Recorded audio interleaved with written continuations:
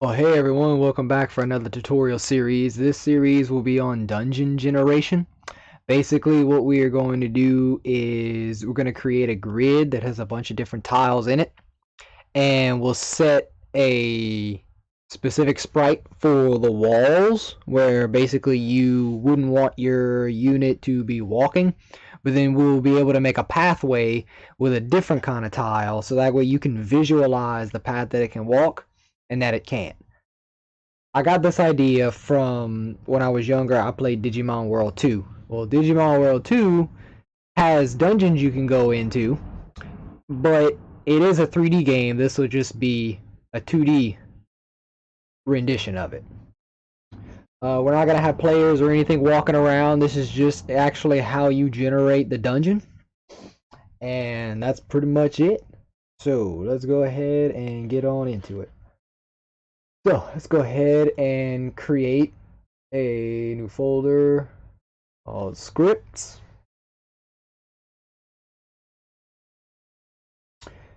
And then inside of there, we're going to go and create a new, we're going to create a new C# script, and we're going to call it tile.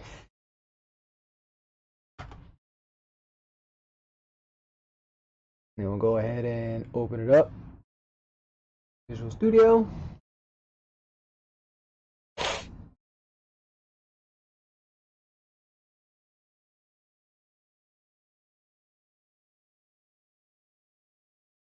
Take a little bit of time for it to open,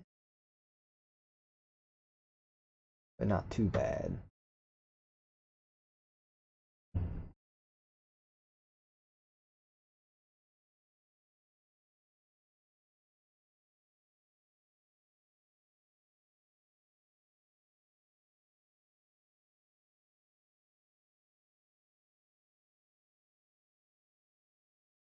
Alright, here we are. So here we have our tile class. Well, what is it going to actually do? Well,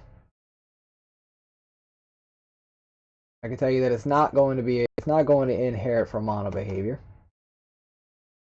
But what we do have is we have a public int x, going to be its x position, y, for y position, we need to know if you can actually walk.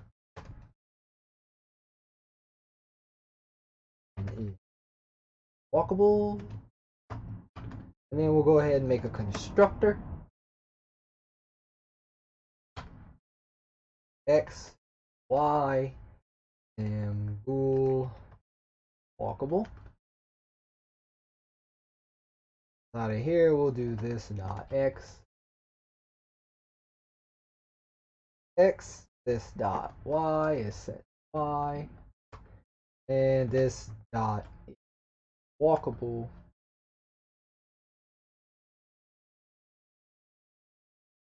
set to walkable. Okay, that's going to be pretty much it for that class. Now, normally you would make these private variables, and then you would have public properties for them. This is just a quick tutorial to help you get the concept. You can actually go in and modify that as you see fit. It's just to give you that foundation. So we'll start off with a tile. So okay, so we have a tile. Okay, awesome. Well, now we want to be able to go and actually start displaying tiles. So what we'll do is drop this down, come into here, we'll create a new game object. It can just stay empty. You can call it whatever you want. So, scene, sample scene. I didn't realize it created a new scene. How about that? Okay, so create empty. You can save it. And then we can go in here to the game object, just reset the values, just because. Alright, so what we're going to do is we're going to create another script. This one will be, I'm going to call it grid behavior.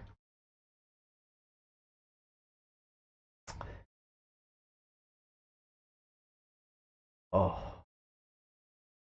not what I wanted. Alright. Come on, select.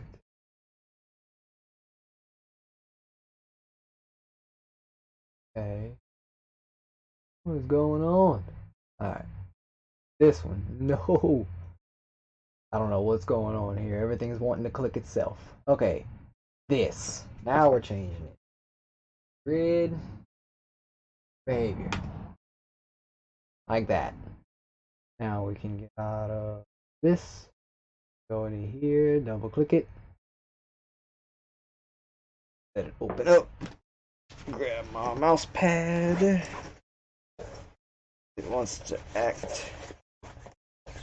Oh, where's my mouse pad?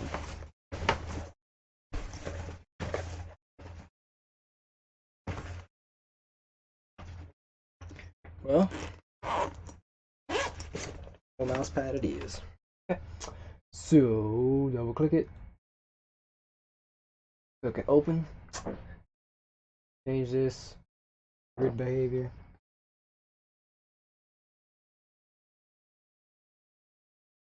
There we go. Okay. Whew. Stuff going on. Okay, so grid behavior. Well, it's not going to update anything per frame. And what is this basically going to do? This is what's going to actually generate all the tiles and the pathway and everything that we're getting ready to visualize. So what we need to do now is let's go ahead and get it set up with some things. So what are we going to need? Well, we'll have a private game object reference to our tile prefab. We're going to make a tile prefab. Okay, we're going to make it serializable so we can actually have access to it in the inspector.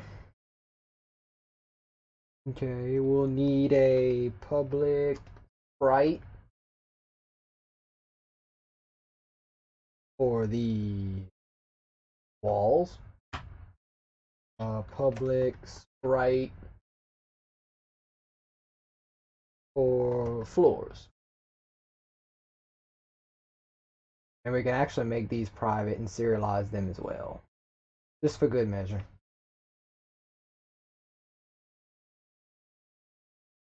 Alright.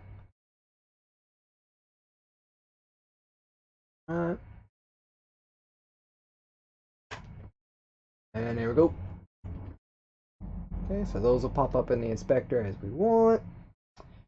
And then we are going to have a reference, a private tile array. And it's going to be called tiles. And then we're going to have a private dictionary with a tile as the key and a game object as the value. And this is going to be tile to visual. The reason we're doing this is because the tiles that we have now are just data. They aren't visuals. They're not actually mono behaviors. They're not game objects. They're not going to be in the scene. So in order to tie a tile object to a visual in Unity, we can go ahead and do that with this game object, and we'll have a reference in a dictionary to say, if I go in here and grab this tile, I want you to return the value of the game object that's associated with it. So I'm going to give it a tile, and I'm going to say, hey, give me back your visual representation. That's what this is for. Okay, so then we'll come into here, and we'll say private int rows. How many rows the grid's going to have. Private int columns. How many columns it'll have. Okay.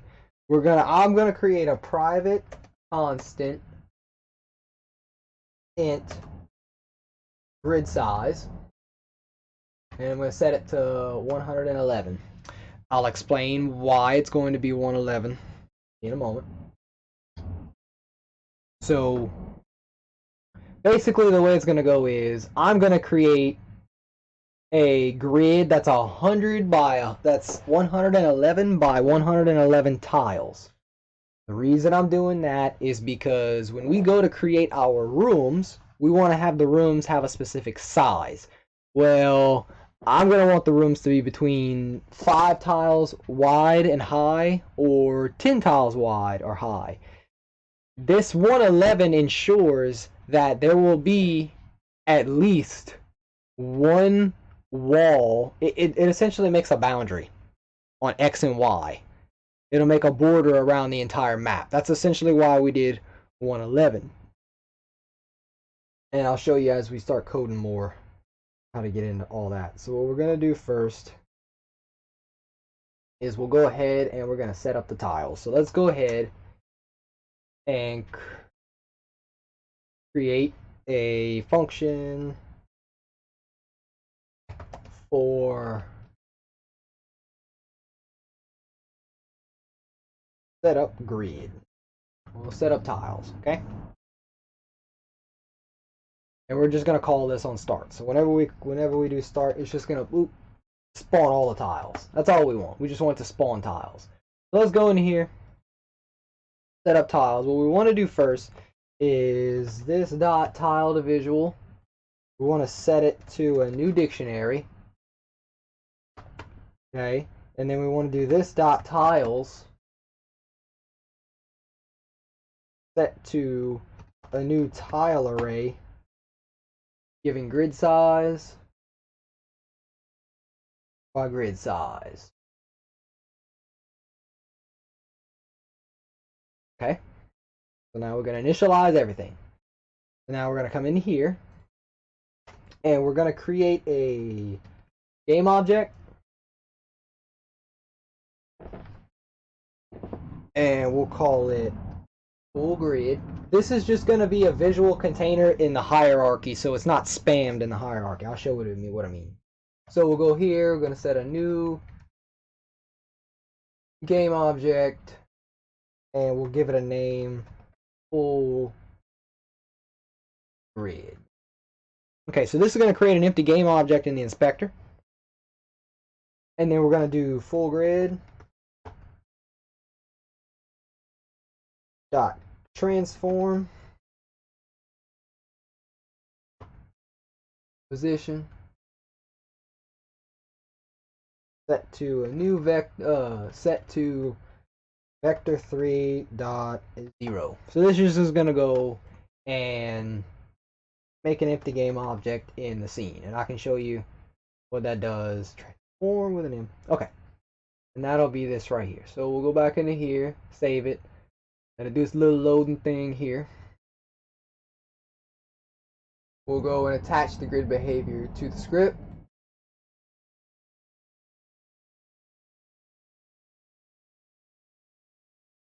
That. So we can save it. We don't have any of the prefabs or anything yet up, but that's fine. Break it, get everything set up. We hit start. It should something pop up here and say full grid.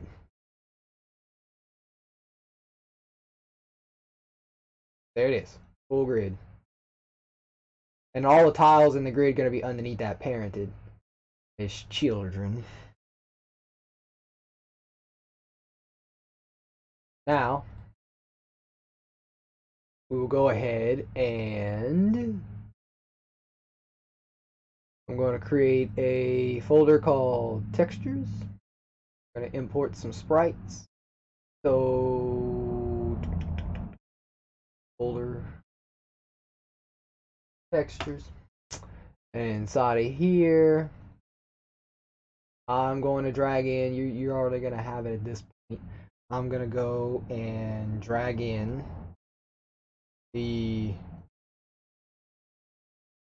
what we need here. Bam. Got a little dungeon texture. Come into here, set it to sprite. It's going to be a multiple. These are 32 by 32 sprites. Because it's pixel art, we do point. We want this to be the size here, the biggest size from this. So 128 is what we want with that. We don't want any compression, and we just hit apply. Now we're going to come into here to the sprite editor. Get maximize, And now we'll come up to slice, go to microcell size, change it to 32, 32, slice. You'll see that you get this extra one here. We can delete it, delete that one, and this one. This one right here, we want to move it to where it's literally 1 pixel on each corner. You have a pixel on the left, the top, the right, and the bottom. We want to square it right in the center. That. Okay. Now we just hit apply. Now we got our 2 sprites. This will be the wall. This will be the walkable tiles. So we'll go ahead. We did that. We hit X. Come into here. Let's go over here to the game object that has the grid behavior on it. The wall is going to be this one. Wall sprite. The floor sprite is going to be this one. And then while we're at it, we can go ahead, right click, and create another folder. Prefabs. Inside the prefab folder, we're just going to right click, create 2D sprite. Now we have a sprite over here. Can't see it in the scene, but it is there. So like if you did this, took the sprite and you change it to the walk, there you go. Or if you change it to this, it's going to look like that. So the sprite is there, but we're not going to give it a background right now. We're just going to say none. It's not going to have a sprite right now. That's all we're going to do. We're going to take this, rename it to tile, prefab. This, prefabs folder, take this tile, drag it into here. It's now a prefab. Now we can go and delete it from the scene. Save our scene, back to game object, and now we have a tile. We can just do this. Now we've got a tile set up. We got the different it could be. And now we'll come back into here. And we're going to finish this up. Get this drawn. So what we're going to do now is we're going to go into here. We're going to do 4. If you double tap tab, it fills that in for you. You want to do I is equal to 0, I is less than grid size.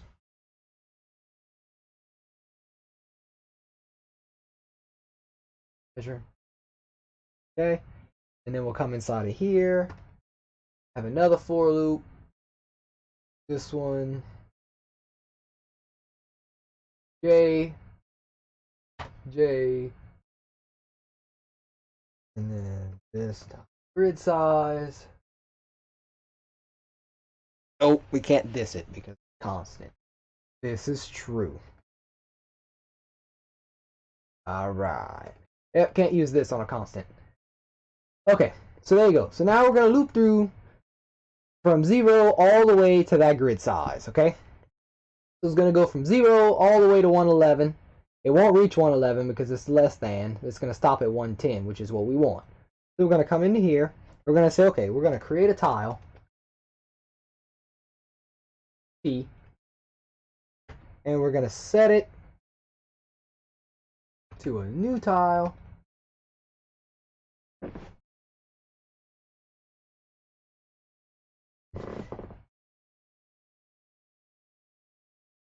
Right, so we're going to set it to a new tile with the X position of that, Y position of J, and walkable is false. By default, none of them are going to be able to be walkable. We're just setting up the floor. Now, we can do this dot tiles.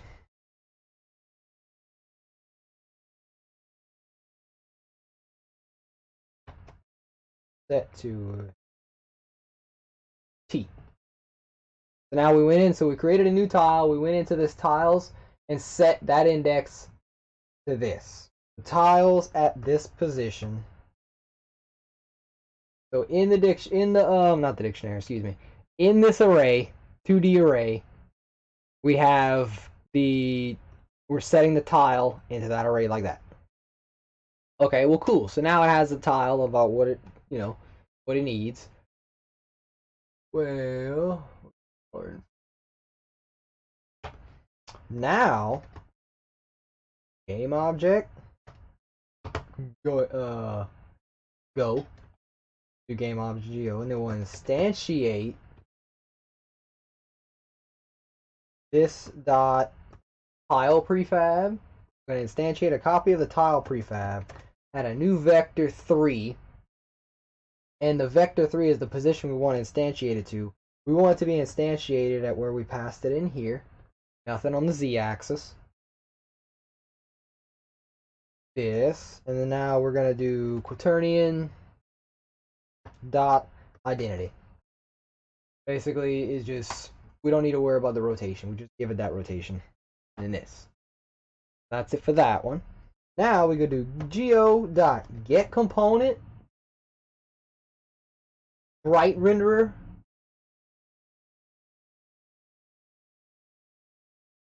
Okay. Dot sprite is set to this dot wall, which is the wall sprite. And then we'll say, hey, game object, go into the transform, and I want to set your parent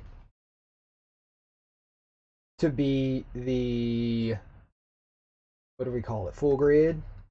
Yeah, to the full grid dot transform. So what this line of code right here is going to do, it's going to say, hey, now that you're actually in the scene and exist, I want you to be a child of the full grid, so it's actually collapsible in the inspector.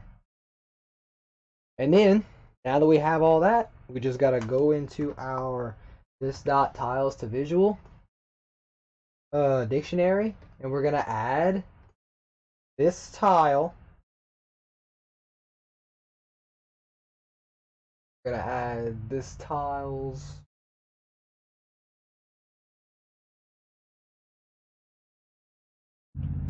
We're going to add the tiles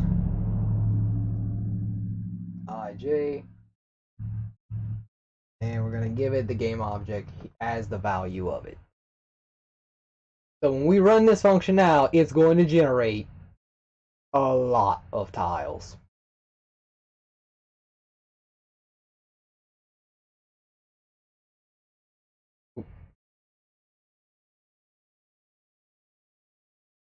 See? Now I know it just looks like, oh, it's just one big sheet, but it's actually not. Because if you scroll in enough, you can see the individual units in the world. This is actually multiple sprites. See? Then there's one at the Y position, Y2, Y, and it all goes. So these are all different sprites, as you can see. So it's working the way we want. So we'll close that, and we'll go ahead and finish the video here. So in this video, we went ahead and set everything up to where it actually spawns. In the next video, we're going to go ahead and get it set up to where we can start working on rooms, what they are, and how to get that first. And then later on, we can work on getting the paths generator from one room to another. But for now, this is where we're going to stop. I hope you're enjoying it so far, and I hope to see you on the next video. All right, later.